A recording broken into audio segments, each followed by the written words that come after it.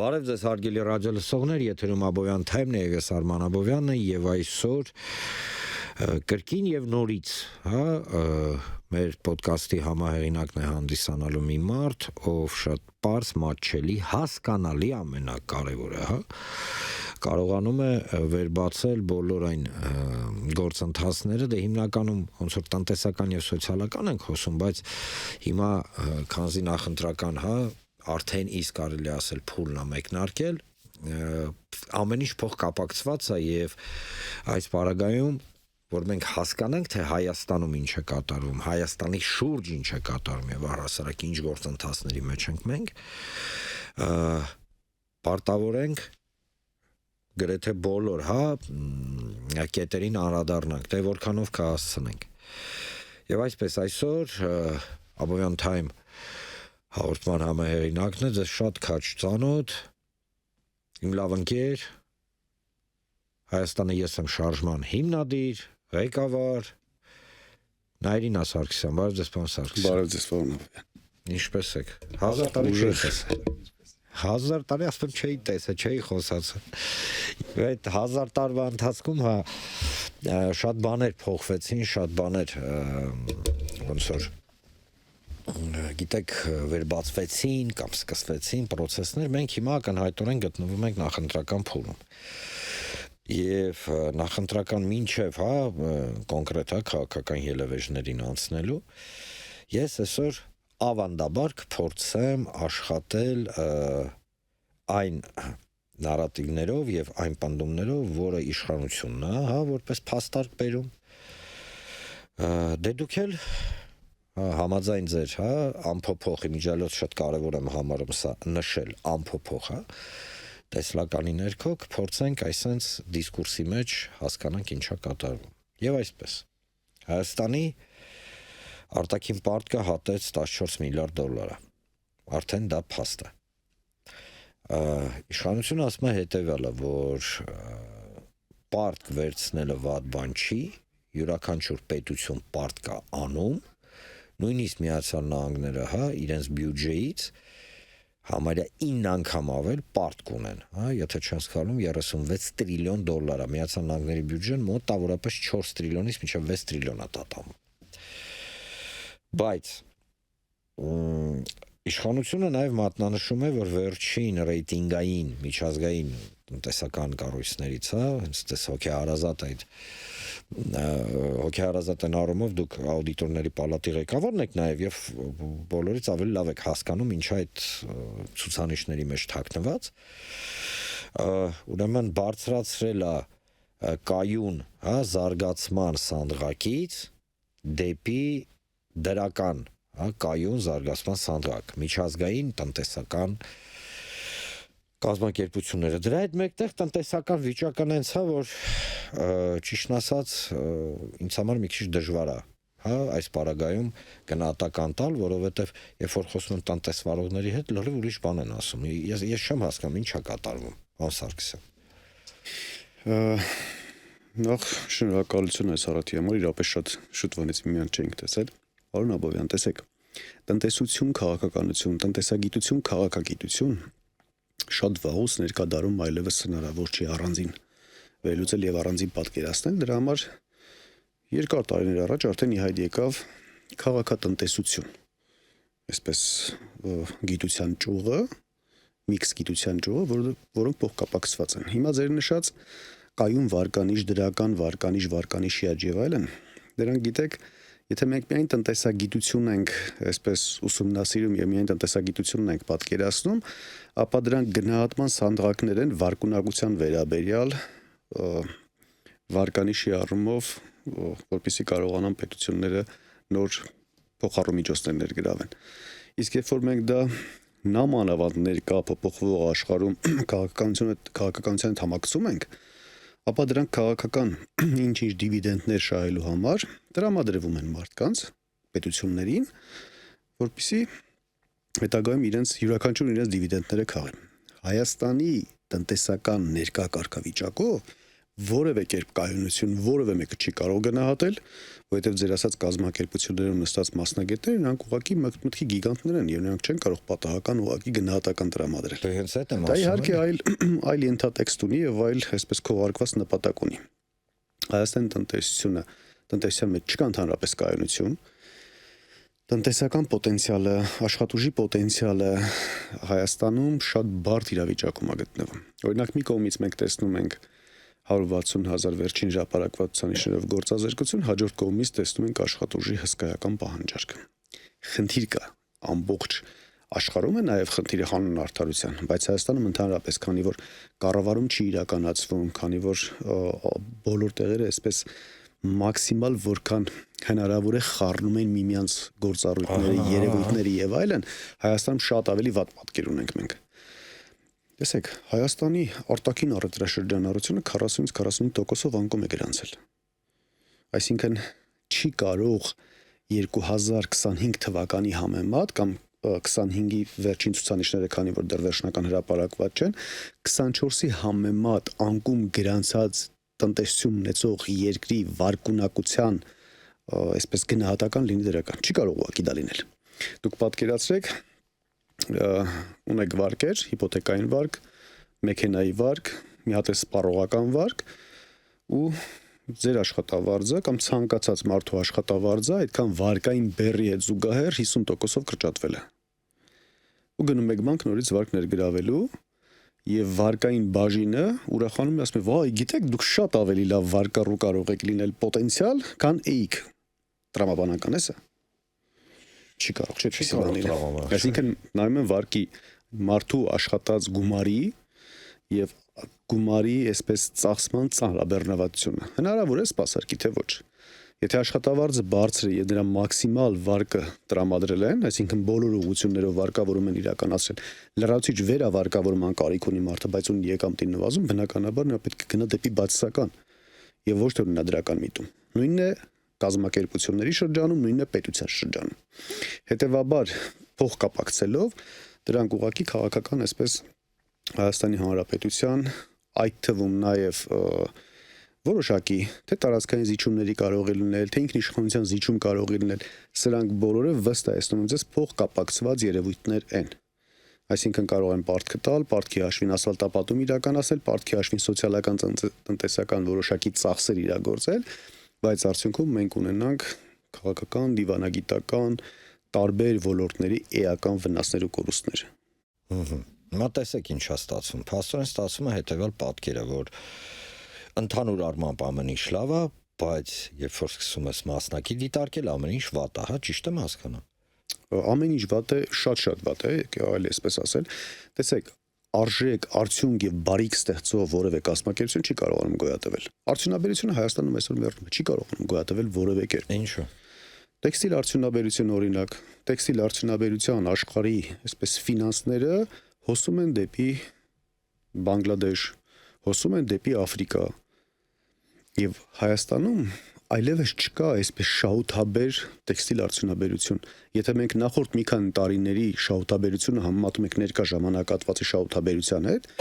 ապա կարելի ասել շահութաբերություն չկա։ Նույնն է սննդի արդյունաբերության ոլորտում։ Խմիչքի արդյունաբերության մասին եկեք լռեմ, ընդհանրապես չխոսեմ, որովհետև ամբողջ 25 թվականի ընթացքում 15% անկումը շարունակվեց։ Դեբիտորական պարտքերի ահռելի հավաքագրման խնդիրներ ունեն։ Էլեմենտար լուծման ենթակա հարց է, գիտեք, որևէ բիզնեսի հետ եթե դուք խոսում եք, ուսումնասիրում եք, մի կողմից այսպես թղթի վրա գոյություն ունի եկամուտ, այսինքն ապրանքի վաճառք, ծառայությունների մատուցում, աշխատանքների կատարում, հաջորդ կողմից բացակայում է դրամական միջոցների հավաքագրումը։ Այսինքն աշխատանքը կատարված է կամ ապրանքը վաճառված է, փողը մարդկան ձեռը չի ընկնում։ Ինչու։ Բիզնեսի հետ եմ խոսում, ուսումնասիրություն ենք իրականացնում, տեսեք, բիզնեսի մեծամասնությունը իր պարտքերի հավաքագրման գումարից 3 անգամ պակաս վարկային բեռ ունի։ Պայմանականորեն մարդը ունի 60 միլիոն դրամ դեբիտորական պարտ, որ իրան պարտքեն պետք է հավաքագրի, բայց գնում 20 միլիոն դրամ վարկ է վերցնում, որովհետև իր փողը չեն կարողանում տալ, ամբողջական շղթան չի ապահովում։ Այսինքն վերջնական վաճառողը օբյեկտիվ եւ սուբյեկտիվ պատճառներից ելնելով իհարկե։ Այսինքն միտեղ արտահանում է իրականացում, գումարը չեն փոխանցել, հաջորդ տեղը Հայաստանյան տարածքում վաճառք է իրականացում, փողը չեն փոխանցում։ խոշոր սպառում կազմակերպությունները այդպես շատ ավելի լավ է փողը պահին իրենց ներսում շրջանառեն, ինչ է սա կոչվում տնտեսագիտական տերմինոլոգիայով կոչվում է ջրի փող։ Այսինքն 0% տոկոսադրույքով վարկերի ներգրավում։ Ուրիշի փողը, գործընկերոջ փողը դու անդադ շրջանառում ես քո մոտ։ Եվ դնում ես ժամկետներ, օրինակ 1 ամիս ժամկետ, 2 ամիս ժամկետ եւ որոշում ես, որ 2 ամիսը 1 պարտքերի փակում իրականացնես։ Սա բիզնես աշխարհում տնտեսագիտության մեջ ընդունված երևույթ է։ Իսկ չկա օրենսդրական կարգավորումներ, որոնք Չկա օրենսդրական են, որ օրինակ նույն այդ խոշորները, որ կամ ոչ խոշորները, դե լավ, բիզնեսմենները իրար հետ ֆինանսա, առևտրային հարաբերությունների մեջ ունենան ինչ-որ դեդլայններ, օրինակ, չգիտեմ, 5 օրվա մեջ պետք է փողը փակի։ Պայմանական եմ ասում։ Տեսեք, դա չկա, բայց գոյություն ունի էլեմենտար լուծման եղանակ, ֆակտորինգային եղանակով։ Օրինակ, եթե որոշակի ժամանակահատված 30-օրյա ժամկետում, առավելագույն 30-օրյա ժամկետում, այսպես դրամական միջոցների մարումներ կամ պարտքերի մարումներ տեղի չեն ունենում, ապա բանկերի հետ կարելի է այսպես ստեղծել սխեմա, մեխանիզմ, որ բանկը ավտոմատ դեբիտորական պարտքի մարում իրականացնի, միևնույն ժամանակ վարկ կամ վարկային գիծ ձևակերպի կրեդիտորի վրա, այսինքն պարտք ունեցողի վրա։ Ահա։ Եվ այնտեղ, եթե մարդը ուշացնում է իր պարտքը, ապա թող 1% ավայլով վճարում կատարի։ Նման պարագայում կամնում բանկին ոչ թե քեզ։ Այո, բայց նման պարագայում բանկը ցանկացած ձևով կարող է իր այդպես հետ վերցնել կամ ունի իր վերահսկիչ մեխանիզմներն ու գործիքակազմերը, բայց դեբիտորական պարտքեր այսքան կուտակում չլիներ, տնտեսությունը կսկսի աշխատել, շնչել։ Շատ բիզնեսներ փակման եզրին են, լավ, եթե այդքան չծանրաբեռնենք տնտեսագիտական կամ մասնագիտական վերլուծություններով, մի հատ եկեք ուղղակի դուրս գանք Երևան քաղաքով քայլենք, տեսեք ինչքան տարածքներ են վարձով տրվում։ Մի կողմից հաջորդ կողմից on-line առևտրի զարգացումն է, սա արդեն աշխարհում, որի դեմ պետք է մտածել, որի ռիսկերը պետք է գնահատել ամենօրյա ռեժիմով, կառավարել այդ ռիսկերը, չեզոքացնել այդ ռիսկերը, որևէ բան չի կատարվում։ Առավոտից երեկո մենակ կայուն, այսպես անգործության է մատնված ամբողջ կառավարման համակարգը։ Հա, բայց այն որ ասում եք կայուն անգործությանը մատնված, դրա հետ մեկտեղ գոյություն ունի երկու Հայաստան, հա, մի Հայաստանը, իսկական Հայաստան։ Եվ այստեղ մենք պետք է շատ հստակ եւ պարզ հասկանանք հետեւյալը, տեսեք, տնտեսություն։ Դրա հետ մեկտեղ ես դուրս գամ տնտեսագիտական, հա, այս խորը վերլուծություններից եւ վերադառնամ դեպի ժողովուրդ։ Մարդիկ ուղակի ոնց ասեմ։ Մարդիկ ուղակի գերության տակ են ֆինանսավարկային կազմակերպությունների ձեռքում։ Ես չգիտեմ, հիմա ձեռիս տակ չկա այդ տվյալները, բայց որ մեկին խոսացնում ես, ուղակի գիտեք, այն որ ասում եմ, վարկի տակ արդեն չգիտեն մարդիկ ինչ անեն, ընդ որում հաճախակի այդ վարկերը վերցվել են ոչ թե բարեկեցությունը բարձրացնելու համար, հա, չգիտեմ, ու պոզիտիվ բանի համար, ուղղակի ապրուստ։ Այդ խնդրի լուծումը ոնց է լինելու, ախր սաղս ոնց որ գերի ենք ընկերիկ, նեղություն էլ ուրիշ բան չեմ կարող ասեմ։ Տեսեք, աղքատ բնակչությունը սովորաբար վարկ պետք է ներգրավի, որ կարողանա, այո, ճիշտ է, ոչ թե բարեկեցությունը ավելացնի, այլ ժողովրդական լեզվով ասած բառից բուն իմաստով յոլա գնա։ Հայաստանում վարկային ահռելի բեռը սկսեց զարգանալու աճել 2018 թվականի հայտնի երևույթներից հետո։ Մարդկանց մոտ, բոլորի մոտ այսպես առաջացավ կեղծ դրական սպասումներ։ Ինչ է սա նշանակում։ Այն ժամանակվա այդպես հեղափոխություն կոչվածի ղեկավարը հայտարարում էր, որ վարկային արձակուրդներ, վարկերի տուժերի, տուգանքների, տոկոսների այսպես մարումներ, տարբեր շահագրգռիչ եղանակներով մարդկանց ներկայացնում էր, որ դուք չեք մարելու, պետությունն է դա մարելու, հաջորդ կողմից ներկայացնում էր, որ թալանը հետ են բերելու եւ վերաբաշխում կատարեն ձեր մեջ, մարդկանց մոտ առաջացավ կեղծ դրական սպասում, այսինքն մտածում էին, որ իրենց պարտավորությունը ինչ որ մեկը իրենց փոխարեն կմարի։ Նրանք սկսեցին ավելի շատ վարկներ գրավել։ Բնականաբար, երբ որ այդպիսի սպասում ես ունենում, ինչը եթե բերենք adekvat դաշտ, ապա նշանակում է ունես աշխատավարձի բարձրացման սպասում, վարկ ես վերցում որևէ ծախս արագացնելու համար, վճարումդ հետաձգելու եւ բանից բարձում քո աշխատավարձ չի բարձրանում, բնականաբար դժվար է լինում կամ անհնար է լինում այդ վարկը սպասարկելը։ Ինչ տեղի ունեցավ Հայաստանի Հանրապետության քաղաքացիների հետ։ Վարկերի այդ շռնդալից աճ այդ ժամանակահատվածից հաջորդեց, որովհետեւ ինքը արդեն ունի ձնագնդի էֆեկտ։ Այսինքն այլևս չէին կարողանում մարեն, պետք էր նոր վարկներ գրավել, նախորդը մարելու, ներգրավել նախորդը մարելու եւ այսպես շարունակ։ Հիմա հասել է մի վիճակ, որ այլևս ոչ մեկ չի կարողանում վարկ սպասարկի։ Հայաստանի բնակչության 40% աղքատ է ըստ պաշտոնակ վիճակագրության, չեմ ասում իրական աղքատության մասին։ Սրանք նվազագույն 50%-ով ավելացնենք, այսինքն 60% է իրական աղքատությունը։ Դա այն պարագայում, երբ որ աղքատության այս վերին գիծը 63000 դրամը, չնայած հիմա որոշակի փոփոխության է ենթարկվել 64000 դրամի սահմաններում է, 64000 դրամ պետք է մի հատ 15000 դրամով ավելացնես, որ նվազագույն սպառողական զամբյուղին հասնես։ Իսկ դուք պատկերացրեք նվազագույն սպառողական զամբյուղից ելնելով Հայաստանում աղքատությունը քանի տոկոս կարող է լինել։ Հիմա մարդիկ բնականաբար պետք է վարկներ գրավեն։ Մի հատ էլ, օրինակ տեսել եք, հունվար ամիս դեռ չի ավարտվել էլի, այսինքն մեր հիշողությունը շատ ավելի թարմ կլինի։ Տեսել եք վարկային կազմակերպությունների, գրավատների դիմացի հերթերը ամանորյա ժամանակահատվածում։ Մենք հայ ենք, մենք ունենք մշակույթ,ադատներ, սովորույթներ եւ մենք ունենք ամանորյա ժամանակահատվածում մարդկանց հաց տալու մշակույթ, տանը սեղան սարքելու մշակույթ, բարեկամությունով, ընկերներով հավաքվելու եւ միմյանց բարին մաղթելու սովորույթ։ Բայց մարդը չի կարող այդ ծախսերը կատարի եւ գնում է վարկեր ներգրավելու։ Մեկը ոսկու գրավադրությամբ, հաջորդ on-line հավելվածներով, տարբեր եղանակներով։ Շատ դեպքերում, այսինքն բանկերի ծանրաբեռնվածությունը կամ ուղղվածությունը հաշվի առնելով դեպի բիզնես, դեպի հիպոթեկային վարկային շուկաներ, շատ դեպքերում սպառողական վարկային շուկան մնում է վարկային կազմակերպությունների եւ գրավատների ուսերին։ Եվ նրանց մոտ էլ տոկոսադրույքները ահռելի բարձր են։ Այսինքն 24%-ով հայտարարվում է վարկի տրամադրումը, բայց փաստացին 36, 48, ընդհանուր մինչև 100% կարող է հասնել տարեկան փաստացի տոկոսադրույքը։ Բնականաբար մարման չհասնելու պարագայում այդպես անդադ տոկոսի վրա տոկոսի կուտակում է տեղի ունենում։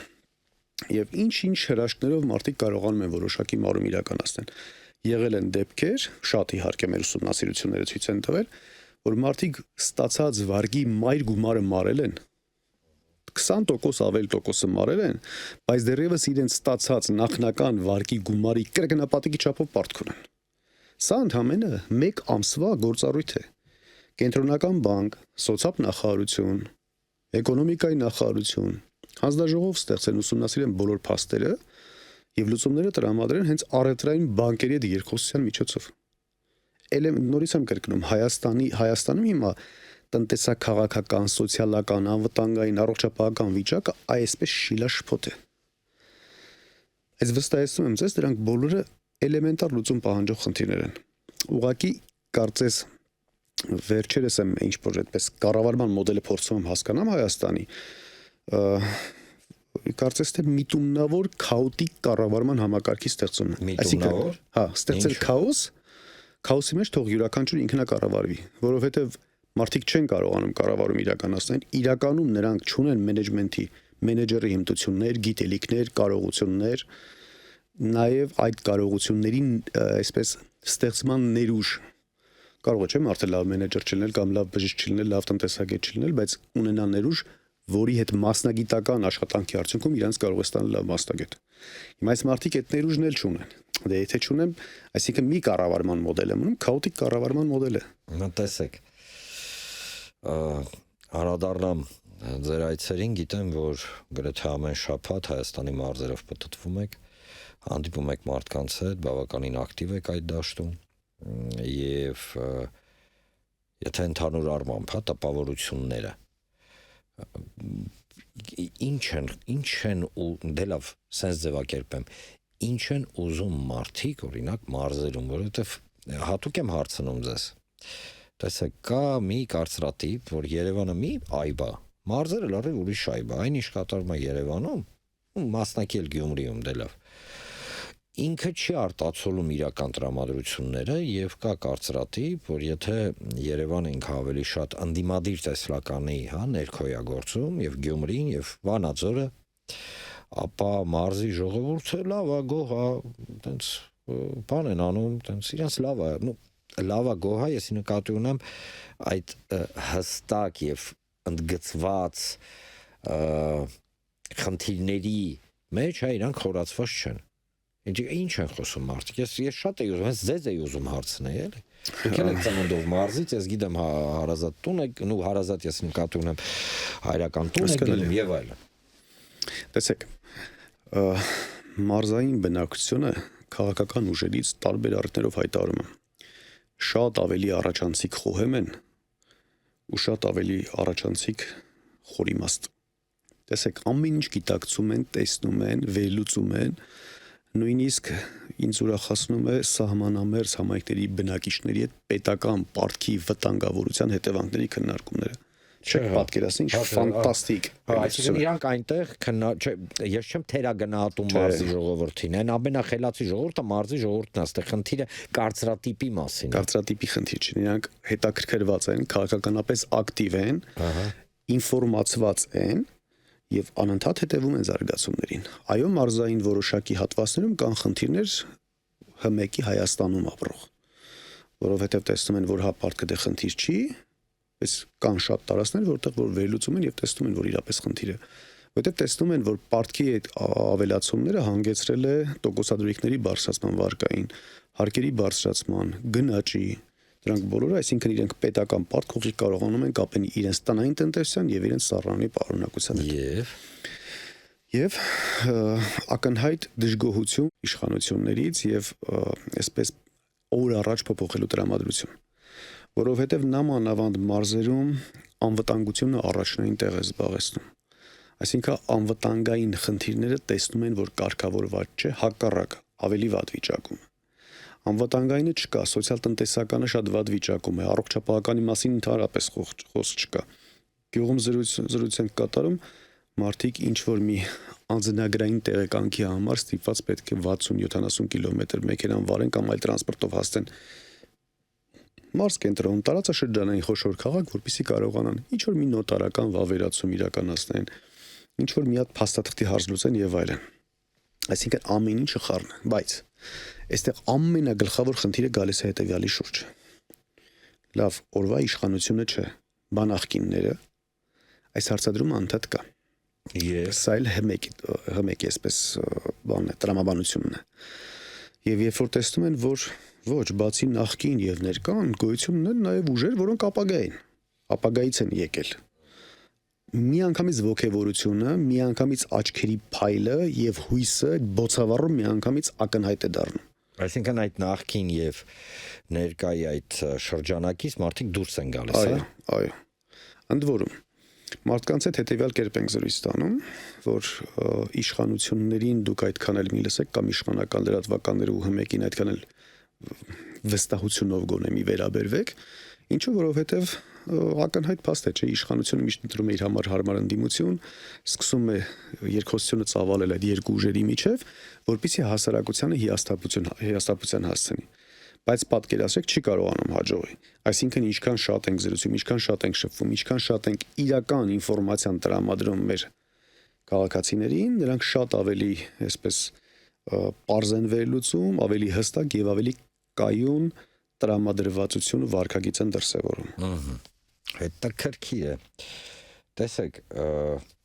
շատ կարևոր մի հանգամանքի շուրջ է ուզում զրուցեի, ներքաղաքական, հա, խայտաբղետ պատկերը։ Կոռեկտությունից դուրս գալով ոչ իշխանական կամ պրոիշխանական, ոչ ընդդիմադիր կամ պրոընդդիմադիր ուժերի անուններ չեմ տալիս, բայց այնուամենայնիվ ինձ մոտ տպավորություն է, որ եթե իշխանությունը, տեսեք, շատ կարևոր մի բան է,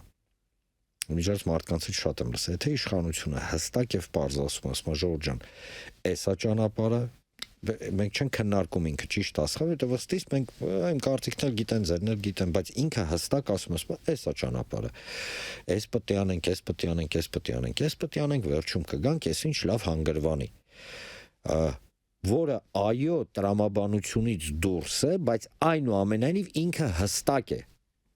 Չէ՞, պարոն Սարգսյան, եկեք ճիշտը խոսանք, հստակ մարդիկ ասում են, էսա մեր ճանապարհը։ ընդդիմադիր դաշտը ավելի շատ սևեռված է հուզական գնահատականների վրա եւ մատերով կարելի է հաշվել մարդկանց եւ ուժերի, որոնք հստակ առաջարկներով են հանդես գալիս հակընդդեմ, ոչ թե հակընդդեմ իշխանությանը, հակընդդեմ իրավիճակին, ստե էլի կրկին շատ կարեւոր է ընդգծել։ Ձեր կարծիքով ինչով է դա պայմանավորված, որ իշխանությունը ճիշտ է, սխալ է դնում ենք մի կողմ, բայց ինքը հստակ ճանապարհ ցույց տալի։ Կրկնեմ, կապ չունի այդ ճանապարհի վերջում ինչա լինելու, իրենք ասում են։ Եվ այսպես կոչված ընդդիմադիր զանգվածը, որտեղ մատերով կարանք հաշվենք ուժեր եւ մարդկանց, ովքեր հստակ եւ པարզ ճանապարհ են մատնանշում։ Ինչով է պայմանավորված։ Գիտեք, կորեկտ երբևէ չեմ համարել ու այդպեսի բնավորություն չունեմ։ Ես չեմ տալու, չէ, իհարկե չեմ տալու։ Որ դաշտում, որ ես գործում եմ, այդ դաշտի խաղացողներին որևէ այսպես դժգոհություն կամ պիտակ։ Երբևէ իմ հանրային խոսքում երբևէ ընդդիմադիրներին չեմ անդրադարձել։ Ես ձեզ չէի ասում, ես ինձ էի ավելի շատ ասում, գիտեք, ես նախաբանն եմ դեռևս ասում։ Այո։ Հիմա վերջերս արդեն եթերներով խոստացել եմ բոլորին, որ եթե այս իրավիճակը շարունակվեց, արդեն ընտրության մոտենալու ժամանակահատվածում արդեն սկսել եմ նաև իրանց թիրախավորել։ Որտեվ շատ ճիշտ հարցադրում եք բարձրացնում։ Իշխանությունը ունի օրակարգ, չեմ թվարկում ինչ օրակարգ է, դրա բացասական հետևանքներն էլ ներկայացել ենք, բայց կրկին վերջնական մեր հասարակությանը կներկայացնենք, բայց ընդդիմադիր շատ ուժեր, որ ասում եք ինչու չեն առաջարկում, չեն կարողանում, չունեն ուղղակի ինչ առաջարկել։ Այսինքն մարդիկ ուղղակի դաշտում խաղում են, կարծես թե դաշտում լինելու համար։ Չունեն տեսլական, չունեն ծրագիր, չունեն ճանապարհային քարտեզ, ընդհանրապես չգիտեն իրենց պատկերացրած Հայաստանը ինչպեսին է։ Ես ձեզ դա ասում եմ ամենայն պատասխանատվությամբ։ Ուղղակի կա դաշտ, գնանք խաղանք, երկու հատ ընդդիմադիր աթոռել մենք ունենանք։ Սա է հիմնական ընկալում, որը շատ վտանգավոր ընկալում է, շատ։ Ու ինձ համար գոնե անընդունելի։ Իմ համար հետեւյալ կերպ պատկերացում հետեւյալն է։ Չի հետաքրքրում ընդդիմադիր падգամավորի մանդատը։ Ընդհանրապես ինձ մանդատը չի հետաքրքրում։ Գոյություն ունի փաստ եւ վերջերս տարբեր առիթներով հայտարարել եմ, եւս մեկ անգամ հայտարարում եմ։ Մեր ուժը չի գնալու այսպես դասական քարոզարշավի ճանապարհով։ Արդեն հայտարարել ենք, հետո ավելի ենք հայտարարելու ներկայացնելու մեր հանրությանը, մենք մեկնարկել ենք եւ շարունակելու ենք ավելի խորացնել ազգային ազատագրական պայքարը։ Մեր գործունեության իմաստը դա է։ Պայքարել ազատվել է ամեն ինչ, չի կարելի այսպես շարունակել։ Չի կարելի գնալ 4-րդ հանրապետության, չի կարելի գնալ համալրական փոփոխությունների եւ այսպես լիքը չի կարելի լիներ։ Հիմա վերադառնալով նորից ընդդիմադիր հատվածի այսպիսի պատկերացումներին, եթե ընդդիմադիր հատվածը չունի իր հստակ առաջարկը, ապա պետք է նստեն այսպես կլոր սեղանի շուրջ եւ այդ կլոր սեղանի շուրջ բոլորը գան պայմանավորվածությունների ու համաձայնությունների։ Եթե դա չկա, եթե յուրաքանչյուր ուժ, այդ թվում մենք, եթե պիտի սեփական ամբիցիան խաղացնենք, ապա ցավոք, բայց իշխանությունը ինչ անում, ուրեմն ճիշտ է անում, փաստորեն։ Տեսեք, այնուամենայնիվ, գիտեք, sense առողջ տենդենսներ ես տեսնում եմ այս պարագայում, խոսքը գնում է անդիմադիր դաշտի ներքո, որ այո, կան ուժեր, որոնք իրենց առաջարկով են հանդես գալիս, հա, եւ առաջարկները իրենք բավականին իրենք խորացված են, այլ խոսք, որ ես հասկանում եմ դուք ինչ եք ասում եք պետք է լինի նվազագույնը ընդհանուր տեսլական խաղի կանոններ եւ ի վերջո բացի լոկ քննադատությունից նաեւ լուծումներ։ Այս պարագայում շատ հետաքրքիր իրավիճակ էր ստեղծվել։ Հիմա ես այդ հարցը ձեզ կփոխանցեմ։ Դուս էի գալի աշխատանքից, գնում եմ դեպի հրապարակ, մի հատ մարդ կանգնացրեց, տենց խոսքով ընկանք, դե հաճախակի ձեզ էլ իմ հետ էլ լինում է պատահում, ասում Հաբովյան, ասում դու առավոտից իրիկուն կանգնում ես, ասում ես թրիփը լավ բան չի, չնայած ես տենց բան չեմ ասել, ես ասում եմ թրիփի, այսա մենք դրա մասին խոսենք, ասում դե լավ, ասում ինչ անեմ։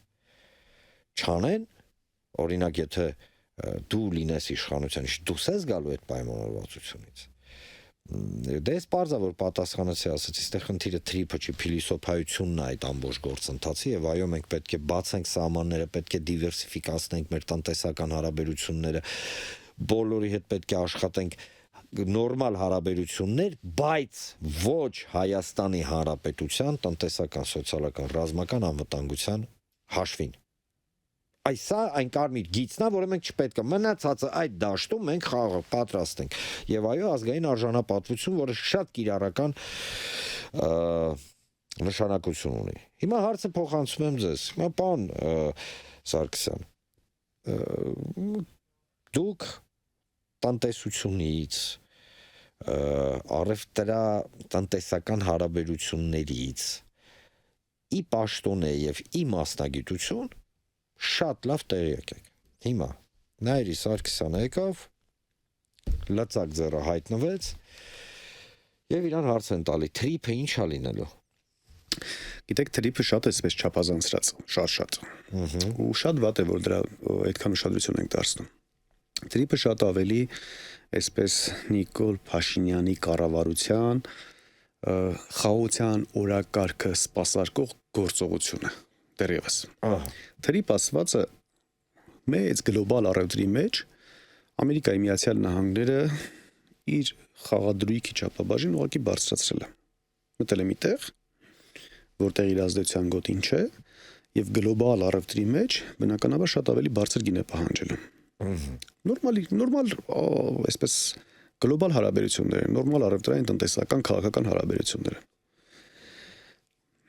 Ունենք թրիփի հետ կապված մի հատ հռչակագիր, եւ հայտարարություն։ Հռչակագրի մեջ գրված է, որ հետագա թրիփի շահագործման, ճակատագրի, ընդհանրապես բացման, անցողունակության վերաբերյալ քննարկումները կլինեն Ամերիկայի Միացյալ Նահանգների, Հայաստանի Հանրապետության եւ համապատասխան երրորդ երկրների հետ։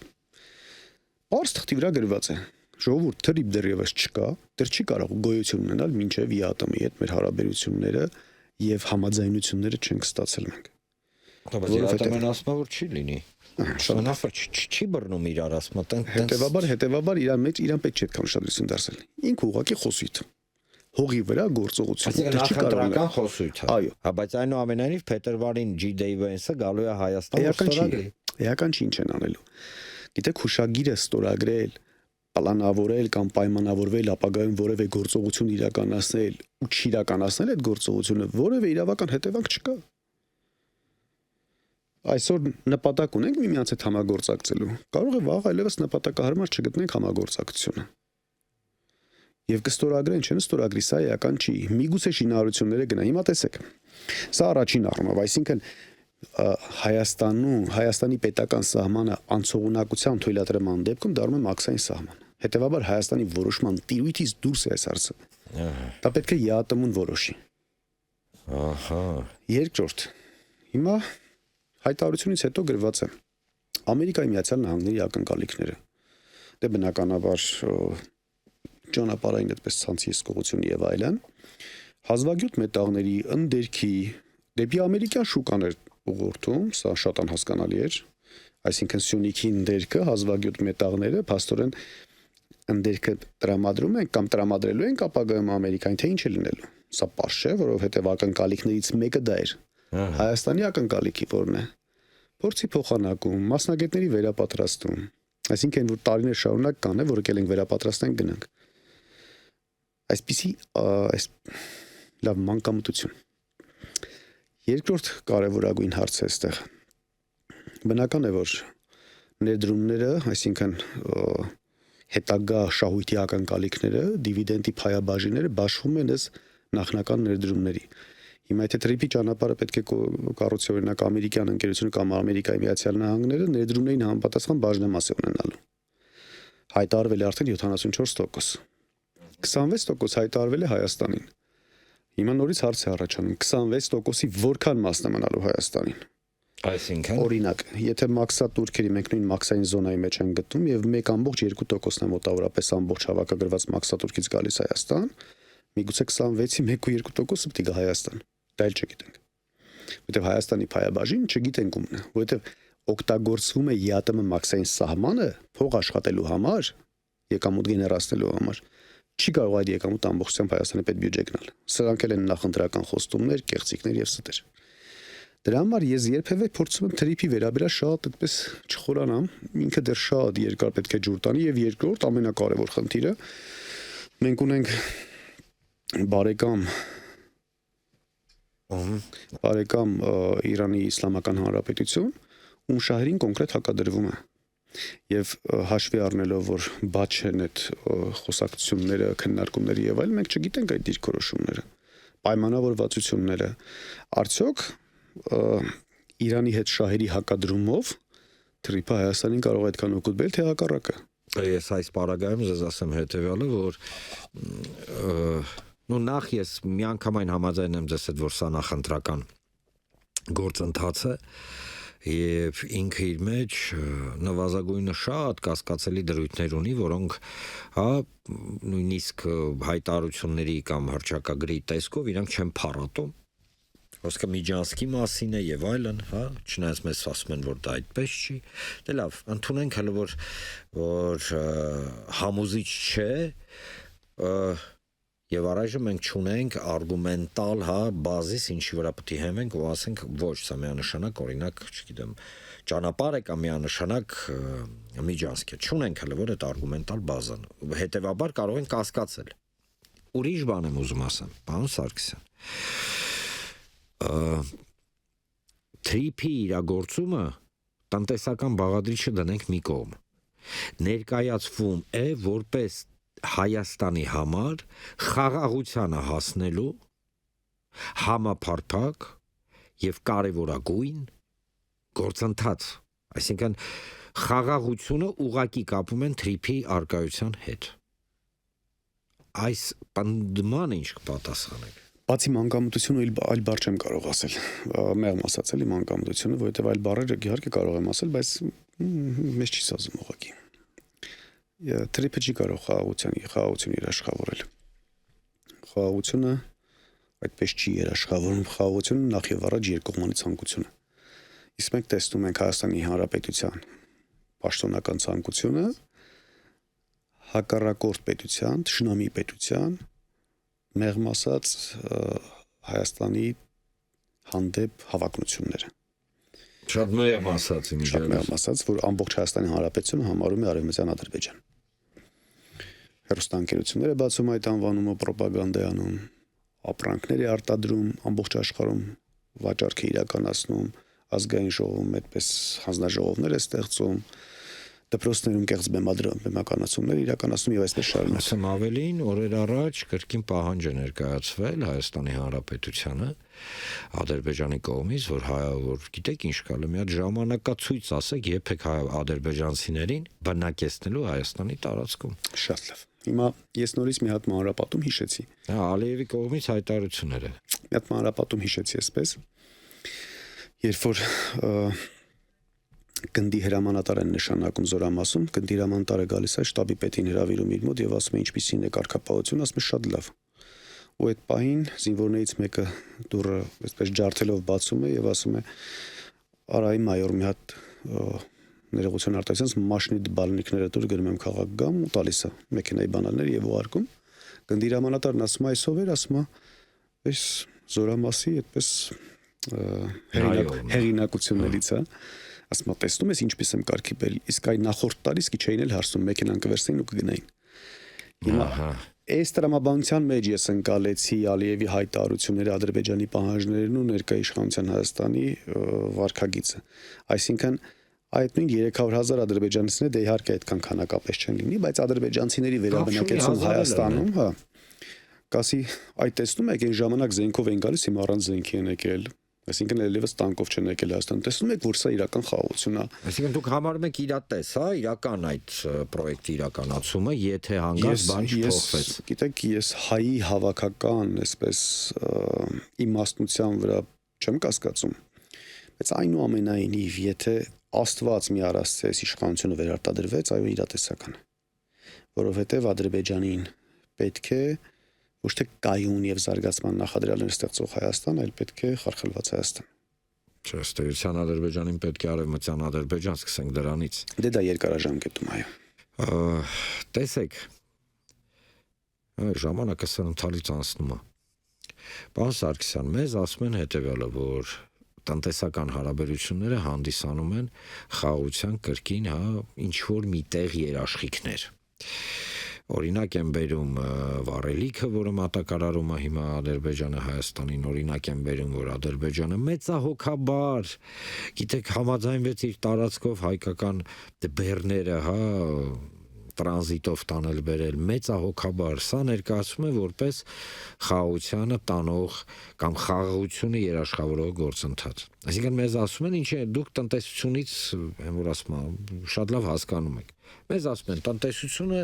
հանդիսանում է, այո, որոշակի ֆունդամենտ, որ լինի խաղաղություն։ Ինչքան տնտեսական փոխհարաբերությունները խորանան, այդքան խաղաղությունը ավելի ինստիտուցիոնալ տեսք կընդունի։ Խնդրեմ։ Դրանք մանիպուլյացիաների եւ կեղծիքների հերթական չափաբաժինն են եւ ադրբեջանական բենզինը չի կարող խաղաղության համար հիմք հանդիսանալ։ Ընդ որում որոշակի չափականակ բերում են, այո, այդ չափականակով հետագա քաղաքական PR իրականացնելու համար ուրիշ ոչ մի բան։ Մեզ այս պայի դրությամբ ադրբեջանական այսպես ճանապարհների բացում փոխադարձ առևտրաշրջանառություն դեռևս ձեռնտու չի։ Այո, երեք էլ հայտարարեցին, ասում են մենք պետք է ունենանք միասնական էներգետիկ համակարգ։ Նախապատրաստում են ինչ-որ մեզ մի բանի։ Եվ մենք գիտակցում ենք իհարկե ինչ են նախապատրաստում։ Բայց պետք է հասարակությանը շատ լավ իրազեկենք, որ իրենք էլ նախապատրաստվեն ու երբևէ քվե չտան այս իշխանություններին։ Հիմա Հայաստան, Վրաստան եւ Ադրբեջան մոտավորապես նույն բնակլիմայական պայմաններով, նույն հողային բերիությամբ, բերքատվությամբ, նույն արտադրանքը թողարկող, այսպես տարածաշրջանային կենտրոններ են, երկրներ են։ Եվ արյութես, որ Ադրբեջանում օրինակ ավելի էժան է նստում, ինչ որ ապրանքի ինքնարժեք, քան Հայաստանում։ Նամանավանդ Արցախի բռնազավթումից հետո մենք գիտենք Արցախի հողերի բերքատվության, բերիության աստիճանը շատ ավելի բարենպաստ դիրքում է գտնվում Ադրբեջանը։ Հայկական ապրանք Ադրբեջանում չի կարող վաճառվել, բայց այ Արցախի նոր հաստատ Հայաստանում կարող է վաճառվել։ Ինչու՞, որովհետև միայն կարոտը, քո հայրենի հողի կարոտը, հողից ծնված բերքի կարոտը քեզ մեղելու այդ ապրանք առնի։ 120,000 միայն արցախցիներ կառնեն, թե չեն առնի այդ բերքից, կառնեն։ Խմիչքներ, սնունդ եւ այլն եւ այլն։ Ադրբեջանում այո կան ազգային փոքրամասնություններ, իհարկե եթե կարելի է փոքրամասնություն ասել, որովհետև այնտեղ փոքրամասնություն չեն բավականել մեծամասնություն են կազմում։ Միտումնավոր պետություն տանում է նրանց աղքատացման քաղաքականություն, հետագա արտադրանքի ինքնարժեքի վրա ցածր աշխատավարձով էական ազդեցություն ունենալու համար։ Իհարկե նրանց քաղաքական ձայնն էլ լրացնելու համար։ Այս պայմաններում Ադրբեջան դառնում է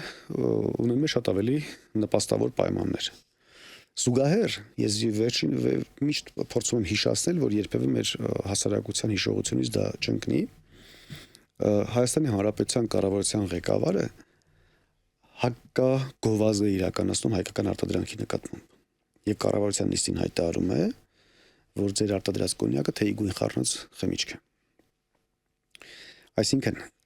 մենք կարող ենք դրանից հետո այդպիսի ապրանքը ոչ միայն չենք կարող այդպիսի արտադրանքը ոչ միայն ադրբեջանական շուկա ուղարկել,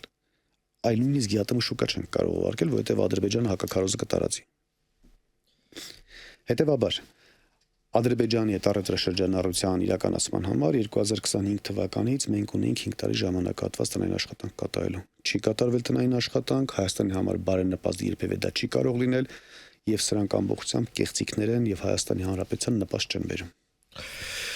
Ուզում եի պոզիտիվով ավարտեի հաղորդումը, դե պոզիտիվով կարող եմ ասել հետևյալը. ժողովուրդ, տեսեք ինչ եմ ասում։ Շատ կարևոր է այս պարագայում դուք ձեզ լսեք։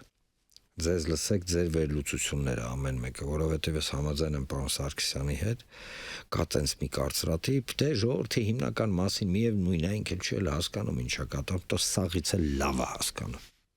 Սաղից էլ լավ։ Հենց տենց։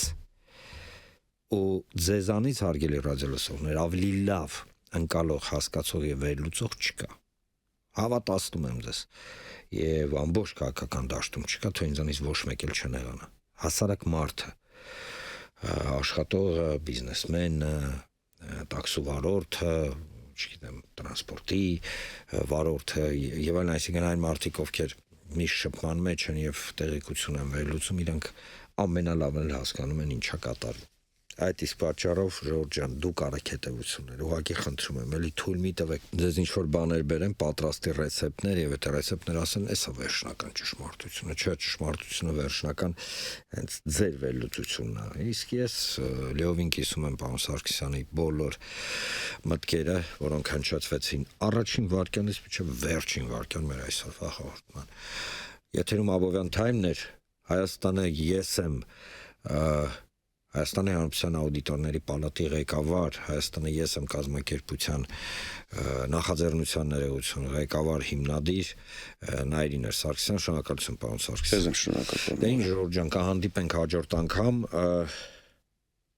Մի հատ կինոից էր պարոն Սարգսյան կհիշեք, որ պետք է մտածել։ Պետք է մտածել։ Կհանդիպենք հաջորդ անգամ։